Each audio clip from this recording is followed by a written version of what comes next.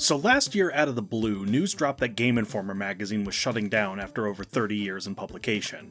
I haven't read a Game Informer since maybe, 2016, 2017. I used to get them in the mail because I still went to GameStop on the regular and didn't understand yet how badly they were ripping me off. I'm honestly more shocked that they were still making a physical magazine than the shutdown itself. Print media has been slowly having its air supply cut off bit by bit for the past 2 decades.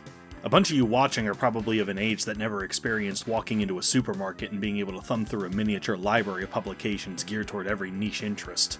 I remember the grocery store by my folks' place where I'd often park myself on the white and black terrazzo and flip through whatever was on the racks, while my mom went and debated lunch meat choices at the deli. Back then there wasn't easy access to E3 showcases for a kid, and sites like GameSpot and IGN were still in their infancy, so I got all my news filtered down through print magazines.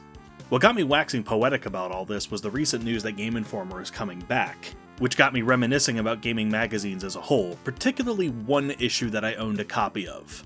Not Game Informer itself, but its cousin, Electronic Gaming Monthly, number 198 from December 2005. I held onto this magazine like a Bible and carried it to school with me for months, endlessly poring over the articles and showing it to my friends. I have no idea where my original copy went. I didn't think to save those kinds of things like I might now. Thankfully, I was able to dig up a copy on the Internet Archive pretty easily, and I sat down to flip through it. I thought it'd be a fun little lark for an hour on my lunch break. Maybe there'd be an ad or 3 inside for some oddball game that might be interesting to track down and make a video about. And it did those things. But it also did so much more. This specific issue represents such a singular moment in time that I can't not talk about it. So I'm going to. Plus, after making that monstrosity of a Doom video, I needed something light. I'm going to take you all on a journey through this periodical today and wax poetic about where gaming was almost 20 years ago. We're also going to oscillate between cringing and laughing at a bunch of things because, oh boy! Let's ease into things with the letters. Back before you could yell at game developers on Twitter and have nuanced discussions about the merits of particular games on Reddit, and if you weren't terminally online yet like I was, the way to get a pulse on what your fellow gamers thought about things outside your friend group was through these letters to the magazine section. Along the bottom here is a cute little box full of extractions from the magazine's online forums. For you youngins in the audience, forums were basically Twitter in the old days. With even more racial slurs, I know that doesn't seem possible, but trust me. Letter of the Month. War is not a game. There are so many games these days that depict World War II as if it was a glorious thing. Will there come a time when we play games based on September 11th? Oh, we're off to a rollicking start, aren't we? This letter about the hot coffee thing is hilarious. For those too young to remember, the hot coffee scandal was a way overblown controversy around Grand Theft Auto San Andreas. In the course of the game, if you get protagonist CJ to high enough affection levels with any of his potential girlfriends, you can trigger a scene where she invites him inside for some coffee, and then they make a whole bunch of funny noises while the camera fades to black. Apparently, the plans were originally for it to be more visible. Hidden in the game's code is a little mini-game where you can actually control the various aspects of the bump and grind. By all accounts, it was supposed to be removed before San Andreas went gold, and that would have been the end of it if it had. But the minigame managed to slip through the cracks and make it onto the final version of the game that was sold commercially, and modders quickly found a way to make it accessible. Just to stress the point, this was meant to be removed, and it's not normally accessible to players. It required modifying the game. So everyone started freaking out about how there was a sex minigame in Grand Theft Auto, and it became this whole media thing, and the game's rating was briefly changed to adults only, even though Rockstar never made the feature official, and it was all really stupid because God forbid we depict a consensual sideways tango in a game where you can mercilessly mow down pedestrians in a tank, and it's even more funny now when I can go on Steam and see stuff on the front page with titles like Massage My Ex-Bully, Lust Eternal, and Useless Princess and the Village Renovation! Hey everybody, Future K-Teen here. I did some fact-checking while editing, and turns out my explanation a minute ago wasn't quite on the mark. Apparently, Sam Houser, then and current as of this video president of Rockstar, really wanted to full send adult content in the game. It seems that it was actually a fully intended part of the game's makeup until about August 2004, when Rockstar's co-founder Terry Donovan pushed back on it in an attempt to make the game rateable. If the game was rated adults only for naked, it couldn't be sold in Target or Walmart, but an M-rated game full of violence and no lewd stuff was A-okay to put next to Mario and Sonic because America is stupid like that. The adult stuff was actually so baked into the game's code that to remove it entirely would compromise its larger functionality, so they instead did the coding equivalent of wallpapering over it to make it inaccessible to players, which explains why modders were able to find it so quickly. Again, this is all hilarious to me in hindsight considering what you can buy on Steam nowadays. Now, back to the letter. It's responding to an editorial by one of the magazine staff who argues that the hot coffee thing isn't that terrible because, quote, it's consensual sex, after all, and its original gameplay function seems to have been to reward a strong relationship with your girlfriend. Sounds almost emotionally healthy. I agree with this sentiment, but apparently it was a touch too much for this writer. Well, Miss Sow, since you ended this suggestion with a question, I feel obligated to pose an answer. In doing so, I also feel it necessary to pose your question a bit more realistically, for those readers out there who can express themselves without using the word sucks. So here's another version to consider. It's tagging that virtual ass / unsafe sex / promotion of promiscuous fornication / digital pornography after all. And its original gameplay function was to reward loathsome introverts for pimping out a virtual whore. Sounds almost immoral, shameful, debased, and emotionally deprived. Signed, X-Digital Machi X. Can I even say anything to that? I've got nothing. I legit have nothing. Josh Sosmarski here says that Sony and Nintendo are behind on innovation, and he enjoys the pinnacle of handheld gaming, the compact iPac 3850 Pocket PC. Daniel here has no idea how Final Fantasy works, and apparently neither do the magazine editors. The unicorns are in Monster Hunter. Having grown up in the 8 through 32-bit eras, video games no longer seem like the same entity to me. Between 32:9 displays, graphics that make real life look low-res, and capabilities that replace our computers, it's a whole new world. I can get the $299 basic set or the $399 version with included adapter to use my brain as a hard drive. Don't do that. Don't forget the controllers that will teleport me to the mall to buy games that require more manpower than the government to develop. My question is this: when will we realize that we stopped playing video games and started playing alternate realities? Well, Pyractic N-Axticid, I have a bridge to sell you. And now, our feature presentation. The main reason I remember this specific issue of EGM is because of its cover feature. This was the first glimpse I had of the then upcoming 7th generation of consoles. These 3 machines were the ones I really remember growing up with. These all came out when I was in middle school and I'd be in college before the 8th generation came along. When this issue dropped in November 2005, the 360 was about to hit the market, but the PS3 and Wii wouldn't be available for another year. Or wait, excuse me, I meant the Nintendo Revolution.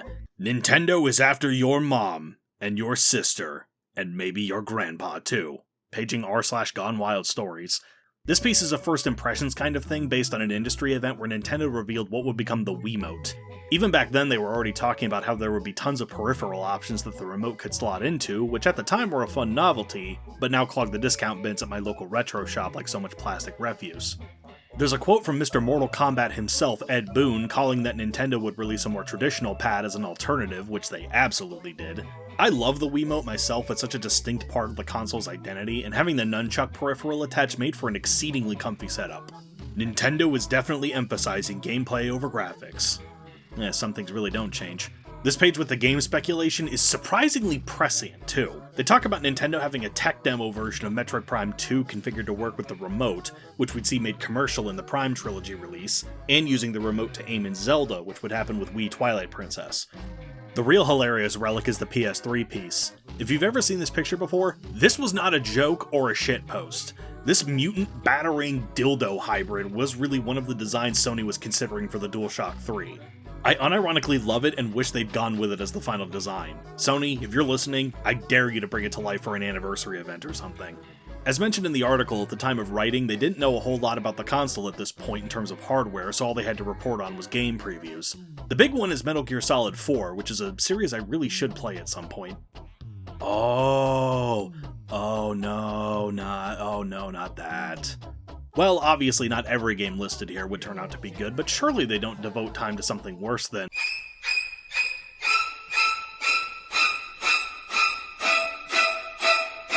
Oh my god, I almost forgot there was a time before Sonic 06 became one of the most infamous games ever. And we thought it might be good, even. Oh, and this was also before they lied about the visuals in the Killzone 2 trailer. Good times. Oh, this is before we knew what Assassin's Creed was. Good lord. Though I question what's Lynchian about the original trailer.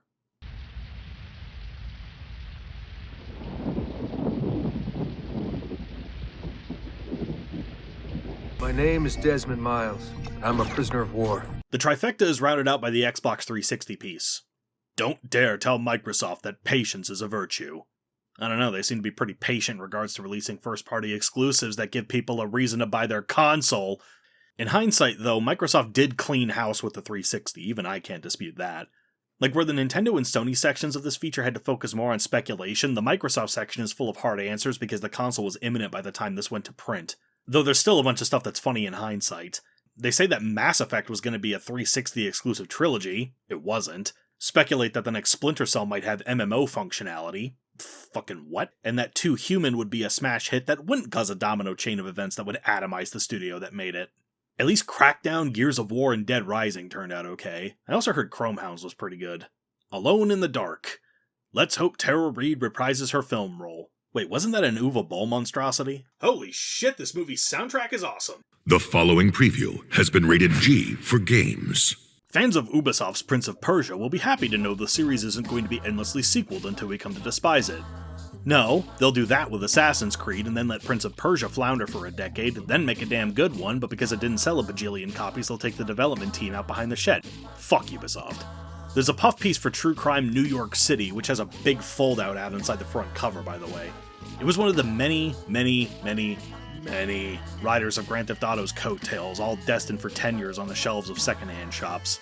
For the most part, the first True Crime was grounded in reality. Then about 3/4 of the way through came a puzzling detour that included floating demon heads, dragons, and a 342-year-old Chinese man. Ward assures us that the dev team is keeping the supernatural out of True Crime New York City. Good decision. What? No, that's a terrible decision! GTA Little China sounds incredible! There's a handheld preview for 2006 featuring Metal Gear Acid 2, Loco Roco, Super Monkey Ball DS, and... What? We were also still elbow deep in the era of the movie tie-in video game. I remember this one, it was the second big Matrix game they made after Enter the Matrix. Which is getting its own video someday because, oh boy. There's another preview later for Peter Jackson's King Kong, the movie, the game, the lunchbox, the t-shirt, etc., etc.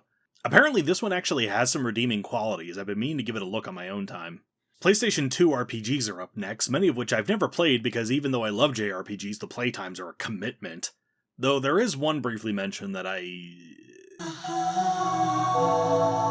Also, I really wish I'd grabbed more of these back then because the prices of used copies are now... You gotta be fucking kidding. After these messages, we'll be right back. Now these are the real stars of the show, the real signifiers of where we were at the time. Let's talk about the good ones. I really like the Shadow of the Colossus ad with the narrative text that winds its way up and makes you have to turn the page this way and that to read it. I was a little weenie about scary stuff at this point in my life, so I have zero clue how this ad for Condemned Criminal Origins didn't freak me the hell out. They got away with a lot here because they use a mannequin, which actually ties into the game and isn't just creepy to be creepy. Good stuff. In 2020, corporations control everything. A little bit late on the timetable for that one.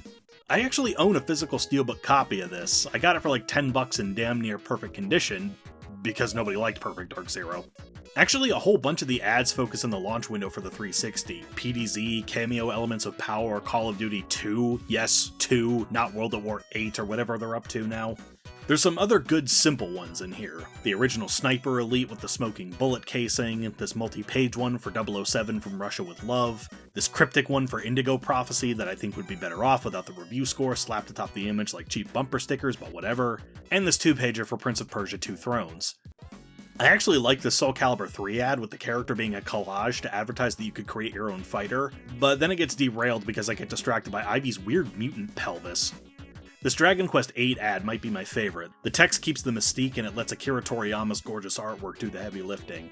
I actually own a copy of this edition of DQ8, with the Final Fantasy XII demo included. It's a highlight of my PS2 collection. Wait, is that a print ad for a book? While there's nothing in here as legendarily bad as, say, the Earthbound This Game Stinks ads or my personal favorite bad ad of all time, John Romero's about to make you his bitch, there's still a bunch worth roasting. Like this one where Tony Hawk is attempting to consume his skateboard.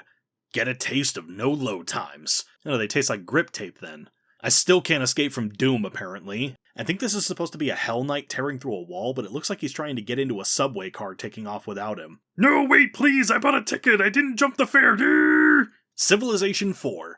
It has our dictator glands pumping conker juice into our blood by the gallon.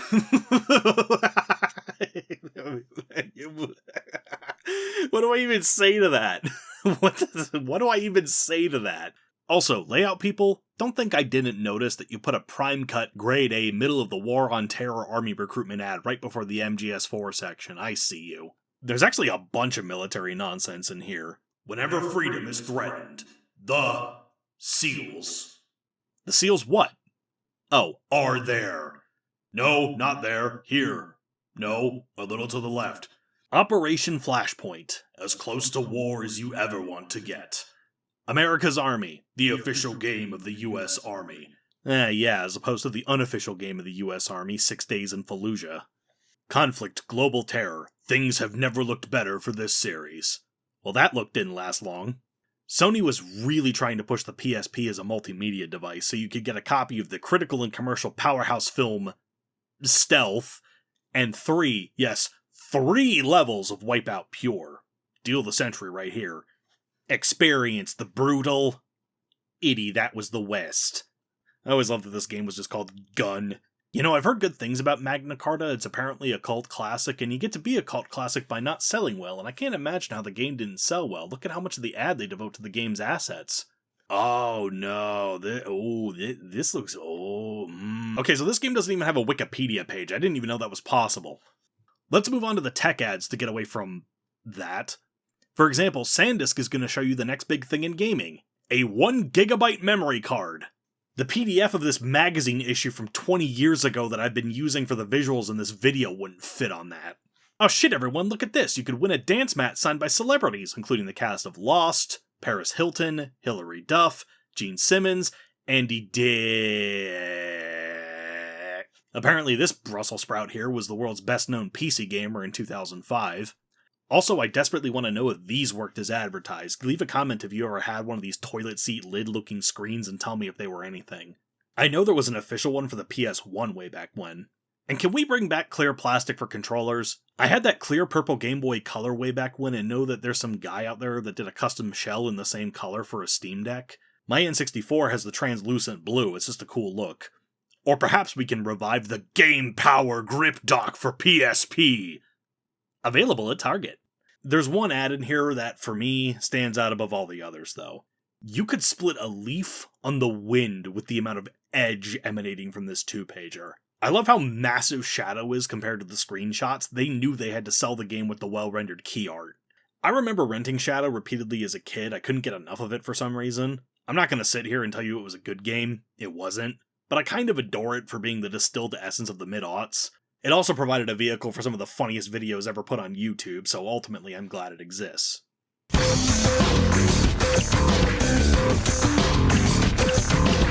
Okay, let me just... let me just get up on my soapbox for a second here. Reviews with numbered scores are bad, and have always been a terrible substitute for actual criticism. Video games are art, and art is subjective. One person's 10 out of 10 masterpiece, The Last of Us, is another's The Last of Us is overrated as fuck. I can tell you the exact point where I started to sour on numerical reviews. It was when the Fallout New Vegas devs got stiffed on bonuses because the game's Metacritic score just wasn't high enough. Attempting to reduce all the disparate variables of a video game, base functionality, gameplay mechanics, artistic and graphical direction, music and sound choices, to a series of 3-paragraph essays culminating in an arbitrary score is, I think, one of the reasons why gaming as an artistic medium still has a lot of growing to do. For a long time, titles that really tried to experiment and push the boundaries of what was possible went against the grain, and thus didn't review so well, even games now regarded as underrated classics. And because the suit-wearing voids masquerading as humans that run big game companies only comprehend things in terms of numbers, they went low number equals bad, bad equals don't allow this to be done again, and we've been trapped in paint-by-numbers open world hell ever since. That isn't to say any of the reviewers here did their work out of malice, not at all. The industry then is different than the industry now, and game criticism needs to evolve further than what's in these pages. Alright, that's enough of that, back to the funny. First and foremost, the game of the month is Grand Theft Auto Liberty City Stories. Fair enough, I've heard it's a good entry in the series. The reviewers gave it a 9.5, 9.0, and 9.0. You'd think for a game to be Game of the Month it'd be the highest reviewed, right? That's logical. Well, screw logic! They gave the PS2 version of Resident Evil 4 9.5s across the board. Why is that not the game of the month? Did they already give it that honor when it dropped on the GameCube? Oh wait, they did, never mind. Alright, what else we got in here? They picked a hell of a piece of key art for this Warriors review, this Sly Stallone looking specimen here, and the screenshot down here has this absolute unit. Even back then they knew Crash Tag Team Racing was a bit of a broken mess. I love that since this is before Gears, they have to explain how a third-person shooter works. They knocked Tony Hawk's American Wasteland for being another Tony Hawk sequel, and to absolutely beat a dead horse, that's adorable. I've always wanted one of these slime controllers that they released for Dragon Quest VIII. It's the goofiest thing ever, even if this picture makes it look like it'll watch you sleep. Good, gameplay variety, fun multiplayer. Bad, floaty controls. Not as controversial, Jack X's unlockable hot coffee clip. What unlockable hot coffee clip? Also, if only these reviewers had known what Guitar Hero was going to turn into. Cons, soundtracks all rock, all the time. No fucking shit, the series tanked after they tried to have it not based in rock. And they knew exactly what they were doing using this key art of Ivy for the Soul Calibur 3 review. They knew. And okay, who's responsible for this? Romancing Saga makes its own Ladyboy jokes, so we don't have to. Alright, I gotta get this back out. There is an eyebrow-raising amount of transphobia in this issue. Like, at the time, I didn't comprehend what a queer person was. It's only as I've gotten older that I come to recognize that the era I grew up in was steeped in this shit. The industry is thankfully more diverse now, with indie studios helmed by queer people and people of non-white ethnic backgrounds producing some incredible stuff. Gaming is better for it, and people who say otherwise can die mad about it.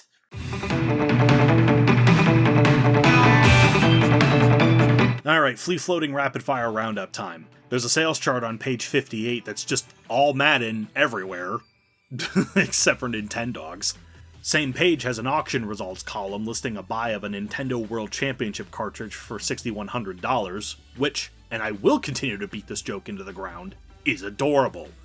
Page 78 has a fun little exploration of various hidden little things in games, including the random cheese wedges in the original Perfect Dark that I remember finding way back when.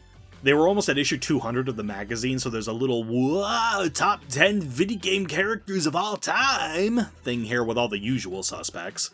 They list Cloud's most embarrassing moment as dressing up in drag, which, 1, see my previous comment about how the aughts sucked, and 2, you know you like how that twink looks in that dress, don't fucking deny it. After the multi-platform success of Soul Calibur 2, the Q was a bit surprised when Namco announced number 3 as a PlayStation 2 exclusive.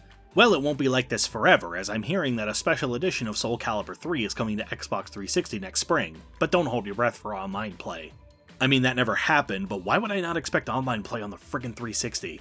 An explosive new novel based on the best-selling video game, Tom Clancy's Splinter Cell, Operation Barracuda, written by David Michaels, scored by John Williams, directed by J.J. Abrams, produced by Tommy Wiseau, makeup by Screaming Mad George. This iBuyPower spread really illustrates how things have changed. Shelling out over $1,000 in 2005 would only get you half a gig of RAM total and 160 gigs of hard drive space. This one down here, the Night Dreamer, has two NVIDIA 6600 GT cards jammed into it. The new 50 series cards would eat those like Baby Bell cheeses. My only question on this page is, why is this man so damp?